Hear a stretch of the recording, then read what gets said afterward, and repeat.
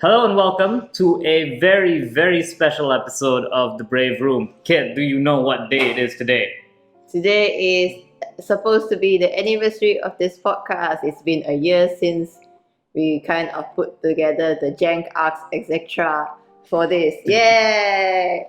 Some historian will confirm that there are three arcs in The Brave Room. There is the start arc, the jank arc, and then the jank arc but never ending. So But like yeah. a typical shonen anime. Yeah. It's just like how, every shonen's first arc is the best arc. Mm-hmm. This is why JoJo is smart, because JoJo does a new part. So they have a new first arc every time. Like Rurouni Kenshin, I challenge you to find anyone who can remember any of the Rurouni Kenshin villains that aren't from the Shishio arc. I have never seen anyone. It's always Shishio. Shishio out would be the guy with all the bandages, right? Yeah. Yeah. No one knows who. Like, there were Germans at one point, I guess. There were. Yeah, I remember that's when I zoned out of it. I was like, okay, the enemies are just boring white people now. Give me my cool samurai with basically magic. And also one hell of a grudge, I suppose. But yeah, no, so actually our anniversary is on the 18th, but I will be in Legoland for that. And it's basically the second Thursday of December. Yeah, and also we probably don't want to enter anyone from the Final Fantasy birthday. Har har. Nah, I'll do it. Screw Final Fantasy. Speaking of Final Fantasy though, I like the Endwalker released this week, right? Or last week. Technically 2 Fridays ago. Yeah. And it's like I get the most secondhand joy from the Endwalker because I don't fucking play FF14. God knows I don't have the time to play an MMO. But seeing my entire timeline so happy about Endwalker just makes me happy. And also getting devastated by whatever end quest that was. I see people saying stuff about, oh my god, the level 89 quest, and they just lie down on the ground and cry. Also, if you're a Dark Knight main, you also bring me joy because listening to Dark Knight mains complain about Dark Knight getting nothing. It's like I don't hate Dark Knight, but just listening to you all complain in unison. How is one tank not get a parry mechanic when it became the universal feature? I don't know, but that's besides the point. So yeah, it's been a whole year of doing this podcast. And in case you're wondering, for last week's episode, just a reminder that we are back to our fortnightly schedule, and to also, leave a comment, celebrate with us, celebrate this horrible anniversary for this horrible podcast. So we don't really have a topic for this week. Like, this isn't one of those things where we're going to zero in on I don't know, like pity mechanics or something. So this is just gonna be like, chilling, looking back on the 1 year of the podcast. What's your favorite interview we've done, Kit? I think I've only been in one interview. Oh yeah, you've done a few of the interviews. The only one I remember is the one about Crunch, because I'm feeling it. It's so bad, man. Pour one out for any of your friends in the media in the month of December. So, industry secret, this is where a lot of companies want to finish their budget for the year because January comes new budget, and also because Christmas, got to get everyone to spend before Christmas. Then so there's a lot. That's why you'll find a lot of news is coming out around now. It's because everyone wants you to get their thing before Christmas. Funny enough, in the States, it's over much sooner because in the States things get done around Thanksgiving. Yeah, because of all the Black Friday and Cyber Monday stuff, so it feels like lots of things get pushed up then. But yeah, so that's basically it. It is very stressful for us, but we should be coming over that hump as well soon.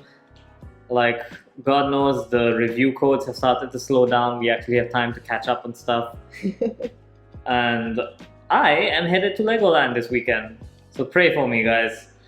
But God bless that not 80% of your time will be spent in queues, because, dear Lord, the queues. Yeah, oh man, I went to Universal Studios in Japan. and I went on 2 rides in the entire day because they were both 3-hour queues. First one was a Harry Potter world because my mom wanted to go. That's the whole reason we were there. She's a huge Harry Potter fan, and the objections of but J.K. Rowling is a turf this does not hold up in her court. And the second one was the Evangelion ride. So 3-hour queues for both. I reread a bunch of Transformers comics while I was in queue. I mean, I've been to several theme parks and all that. Like, for what it's worth, you would think that Disneyland Hong Kong being like, compact, you think, oh, maybe compact, the queues will be a little bit less. No, I think there was one unpopular ride I went on, and then the rest was pretty much, oh, look, it's the hour. I'm seeing the fast pass people get in before me while I'm still slaving away here in the subtropical cold. Yep. Oh man. Yeah, no, that fast pass thing. Yeah, I love amusement parks.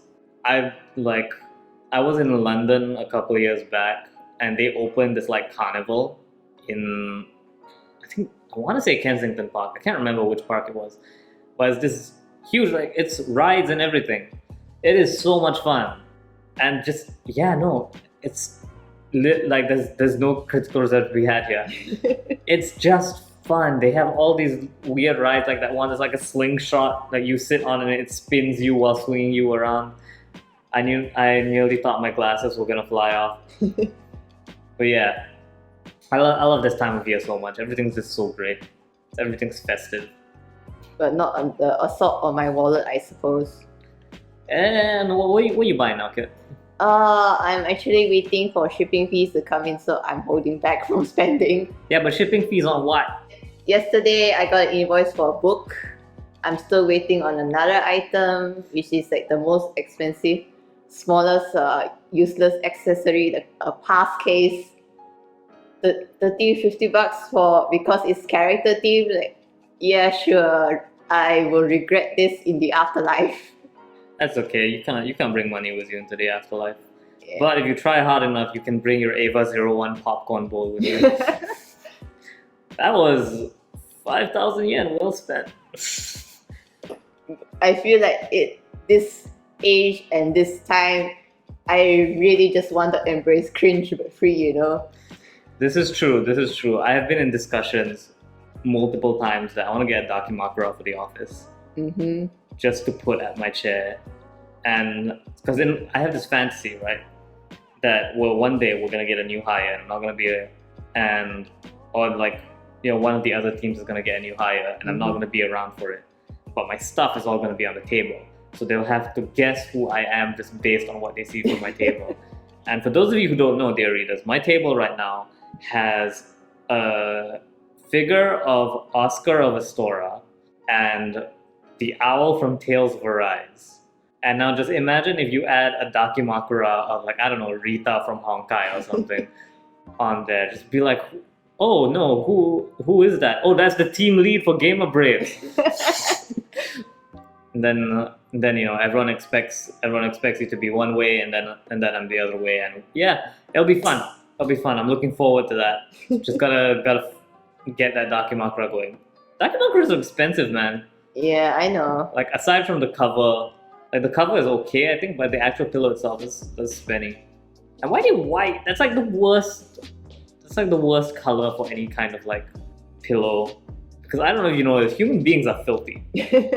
But I suppose even if it was like a darker color, then the dust would show up as white instead. So yeah, but this dust, you just pop, and the dust is gone. We are talking about the filth of a human being sleeping on it. It's not great. Like, anyone who thinks like, oh no, I'm a clean human. No, you aren't. Unfortunately, no. Human beings are filthy, and the sooner we accept that, the better our lives will be, because there'll be less white objects in the world. It's part of the reason why I don't want a white blazer. Like, I have a white vest, and even then it was just like, I rarely ever use it for that same reason. Then very unfortunately, my favorite character just happens to be completely white. Well, that's a fictional character. You don't have You don't have to worry about that operating in real world physics. Yeah, but I need to. If I buy merch of him, I'm the one Oh, who's going yeah, to be that's- dirtying him. Yeah. I have my Elfelt scale figures, the same thing. I'm just like so worried. Just like, oh no. Yeah, I'm just leaving all my figures and PVCs and stuff in their box because this tropical weather does not play nice with those plastics. Oh, it doesn't. I was cleaning out my room the other day and I touched one of my Bionicles wrong and it crumbled into dust. Like, I am not kidding. Hold on. Vamp for me while I pull up this image for you. Because, yeah, it will, like, it really, really just, I'm not even kidding when I said I poked it and it fell apart. At the very least, mine are mostly limited to Nendoroids, so they're just really awful to touch, and God, I need to clean it and also be more careful because you know those tiny parts. Then while I was cleaning out, then I realized, oh dear, I just threw away two of the smallest parts into the sink and I can't recover them anymore. I'm so sorry. I'm showing Kit the photo now. This is what it's. Well, this is like the CG render of what the figure is supposed to look like, and yeah, that's. I touched the face and then it fell apart. For those wondering, it is a Toa Ignaika. I don't know, Lego kit. Yeah, but yeah, no, that's a whole thing. There's a Phantom of the Opera cosplay, a really bad one, I suppose.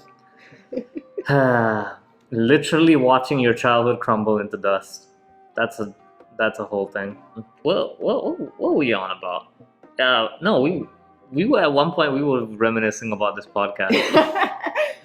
No, well, reminiscing podcast. Here's the thing: I've wanted to do a slice of life episode for like ever. Yeah. Like my favorite thing about having a podcast is just complaining about whatever the hell you want, whatever wrong, or however God have wronged you for the week. That's my favorite genre of podcast. Like, in fact, I'm going to take advantage of this now. This is something that happened like just yesterday as I was leaving the office. So if you're listening from overseas, first of all, my condolences. Secondly, in Malaysia, we have this thing called the Touch and Go card. It is a prepaid card that you can use. You can top it up with cash, and virtually everything runs on it now, especially in the pandemic. So you go to a store, you say, I want to top this up with like $50 or whatever, and then you go. So the parking systems in this very complex that we are in right now is all operates strictly on that. They were like, okay, we're gonna go completely cashless. Here you go, but you need to have a minimum amount to get in. So in my busyness, I neglected to top up enough money. So yesterday morning when I came to work, I tried to tap my card and it said, no, you don't have enough money. You can't get in. And I look and there's a queue behind me, and the entrance to the parking complex is a curved slope, aka the worst, the absolute worst. And then usually what you do, the socially appropriate thing you do is you hit the intercom button to call for help. They open the boom gate for you and have you just U-turn out and let everyone else get on with their lives. There is no intercom help button. And even though the office is right next to the entrance, there was no one in the office. It was all locked up. And we start work pretty late here. So this isn't like, oh, they haven't started work. This was 10:30 in the fucking morning. Anyways, so finally, like, I managed to somehow pull off a U-turn on a slope, on a curved slope. So it was, that's major props to me. And I get like enough money just for the day to top it up. Now your maneuvering got leveled up. Yeah, that's besides the point. Anyways, so after work, I think for the longest time this has been a problem because I do not carry cash on. This is like ever since the lockdown started, I was like, actually no, ever since I moved to the UK, I was like, no, I will not carry cash on me. Cash is actually because £20 bills were too big for my wallet, so I just stopped carrying cash. And then I was like, hey, life is so much easier when you live cashless. No filthy hand germs on it. Again, human beings are disgusting, and money is the biggest vector of it. It's not a COVID thing, it's a germ thing. Then I come back to, I want to top up my Touch and Go, right? And because most stores, they will accept card. So I said, like, hey, can I use my card to top up my Touch and Go? And they said, no, it has to be cash. What the hell? And then I complain about this to anyone who listens, and my parents are like, Oh no, it's because when you use a credit card, there's a service charge, so they don't want to do that. It's actually super illegal, by the way. Just so you know, to like try and pass the service charge onto your customer like this, but whatever. So then people have tell me, oh, if you just use one of the new e-wallets, because that's been the hotness in Malaysia lately, you probably won't have that problem because then you won't have to pay the service tax. So in recent weeks, I finally relented and got an e-wallet because all the restaurants here have e-wallets but not card readers. I finally go up to the place like, hey, can I use an e-wallet top? And say, no, cash only. And I'm like, what the hell is this? What possible reason do you have for going, no, but it has to be cash only though? So anyways, I like stormed out.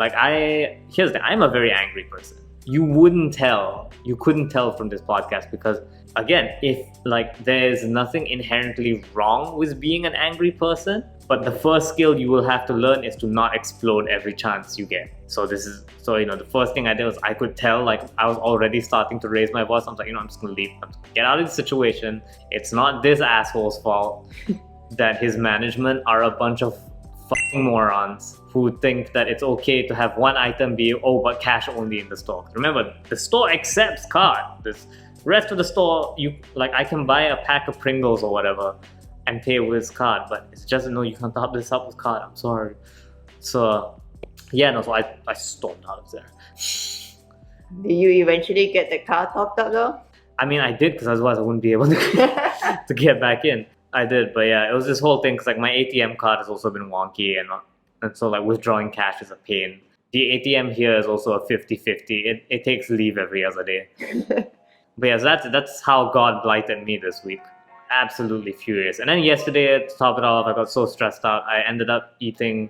I went to the McDonald's drive-thru with my friend, and we saw, oh man, the McCafe has this like Oreo chocolate shake thing. This sounds really good. Yeah, and so I was like, oh man, let's go get it. And she was like, yeah, let's go get it, right? And then while we're driving to the order counter, we see like they have the menu and they say, oh, they have the new Hershey's chocolate McFlurry. And she goes, oh my god, let's get that. I'm like, okay, do we get that or the Oreo thing? She goes, both. And so I stress ate both of those fuckers. And now my diet's all over the place. That's what we're doing for this podcast. Just listening to me talk about like Sabbath. I'm Izuna dropping my diet.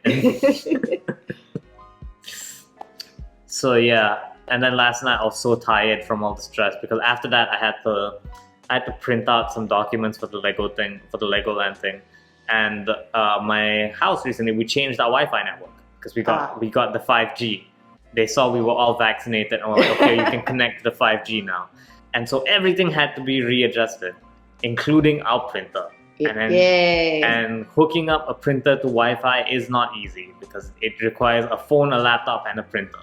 And so that was a whole arduous chore of my dad, my brother, and I just fumbling about with all this. I was so stressed, after eating that whole calorie pile. I should point out, those weren't the only things I ordered. I had a whole nugget, like chicken McNuggets meal on top of all that. So I had so many calories last night. All the sins are piling up. Yeah, now count up your sins. We gotta come and write a joke in there.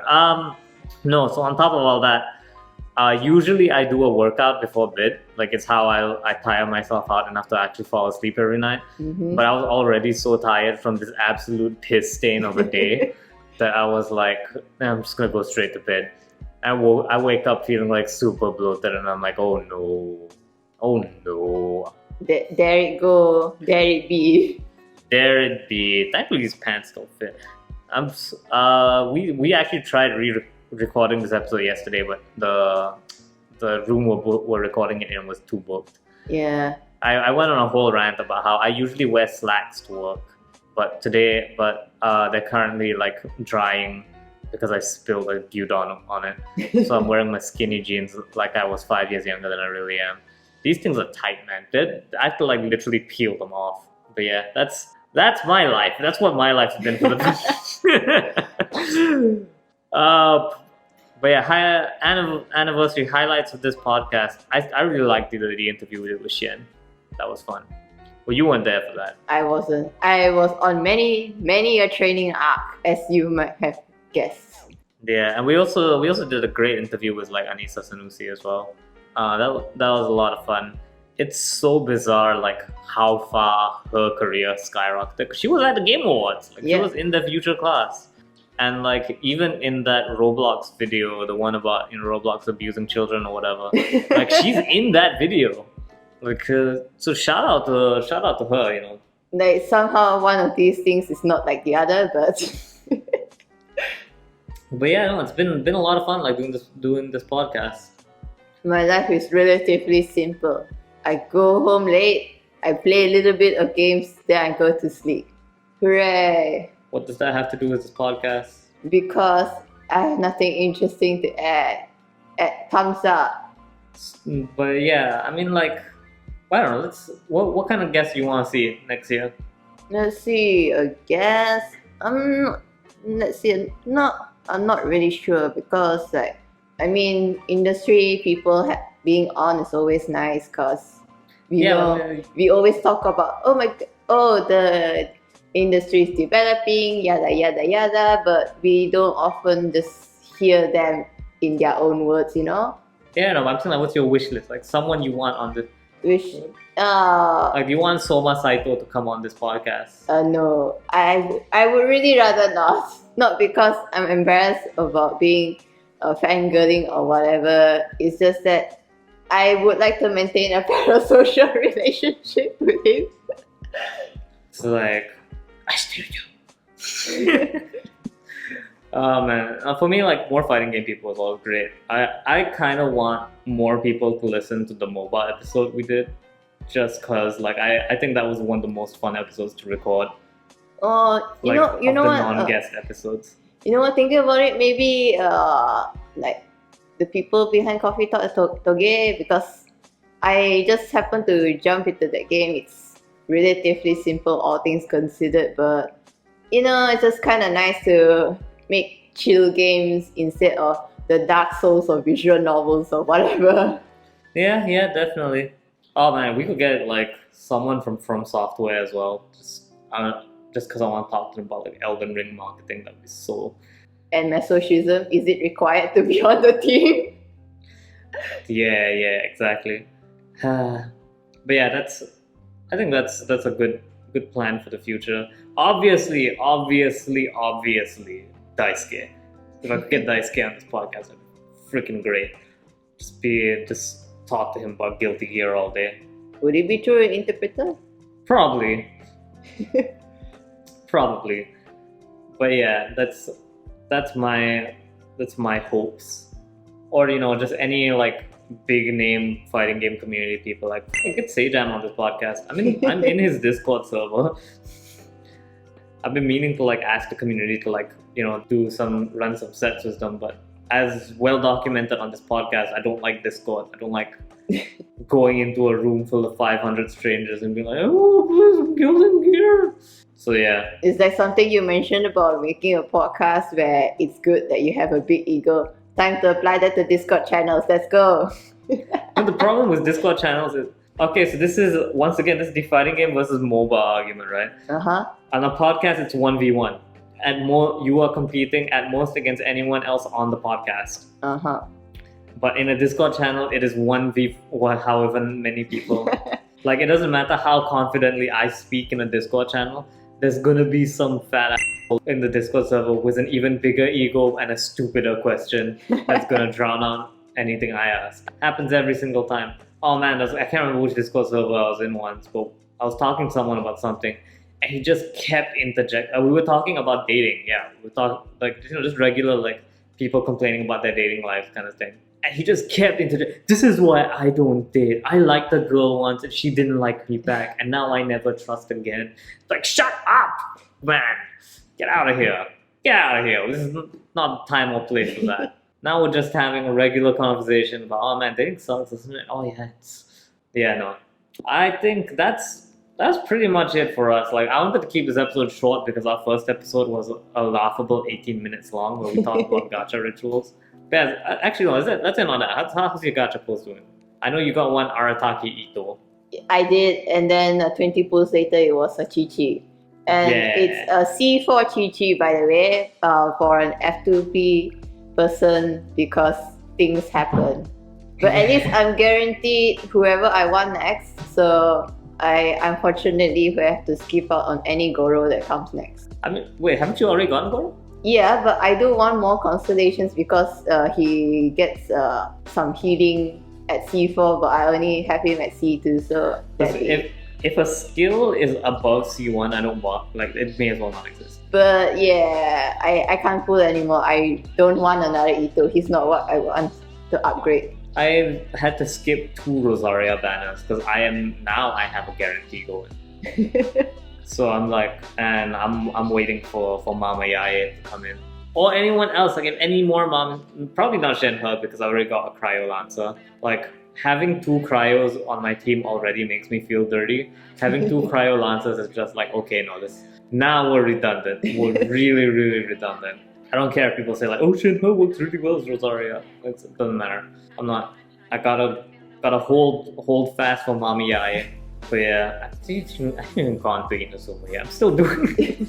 I would just finish the Liyue story chapter. Once you get to Inazuma, then there's a whole lot more grind waiting for you because you need to do that if you want to upgrade your beloved Mama Yae. Yeah, I got Sarah during the Raiden banner. And I'm just like, I'm just literally never gonna use you.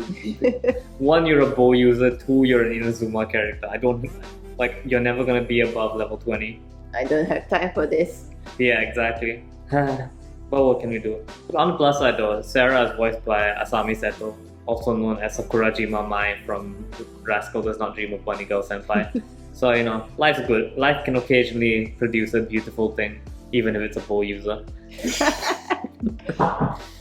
But yeah, I think that's it for us. Thank you so much for this wonderful year of the Brave Room. Originally, I had planned for this to also be our 50th episode, but because of the new schedule, like that got moved around a bit. But yeah, so thank you so much for being with us for this whole year, and thank you so much for listening to the Brave Room. And remember, cash only is the rule of liars. Like, what the hell? Come on, it's a freaking pandemic.